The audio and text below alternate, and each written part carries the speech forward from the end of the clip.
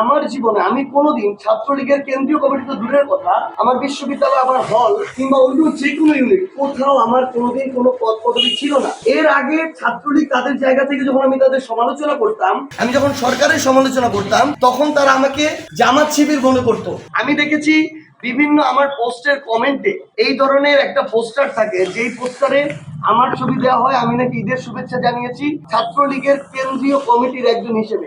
অথচ শুরু থেকে আজকে পর্যন্ত আমার জীবনে আমি কোনোদিন ছাত্রলীগের কেন্দ্রীয় কমিটি তো দূরের কথা, আমার বিশ্ববিদ্যালয়, আমার হল কিংবা অন্য যে কোনো ইউনিট, কোথাও আমার কোনোদিন কোনো পদ পদবি ছিল না। এর আগে ছাত্রলীগ তাদের জায়গা থেকে যখন আমি তাদের সমালোচনা করতাম, আমি যখন সরকারের সমালোচনা করতাম, তখন তারা আমাকে জামাত শিবির মনে করতো। তারা আমার পরিবারকে পর্যন্ত ফোন দিয়ে জিজ্ঞাসা করেছিল যে আপনার ছেলে জামাত শিবিরের সাথে সংশ্লিষ্ট কিনা। তারা তাদের জায়গা থেকে পরিবারকে, আমার বাবাকে পর্যন্ত কল দিয়ে এটা জিজ্ঞাসা করেছিল। তো তারা তাদের জায়গা থেকে এটা মনে করতো। অভ্যুত্থানে আমরা সামনের সারিতে থেকে নেতৃত্ব দিলাম। যেদিন প্রথম 8-10টা ছেলে এই অভ্যুত্থানে কিংবা এই কোটা সংস্কার আন্দোলনের প্রথম দাঁড়িয়েছিল, তার মধ্যে আমি একজন। ওই ছেলেগুলোকে ডিজিএফআই নিয়ে গেল, ডিবি নিয়ে গেল, তারা তাদের জায়গা থেকে অত্যাচার করলো, নির্যাতন করলো, কিন্তু আমরা তো আমাদের পথ থেকে বিচ্যুত হই নাই।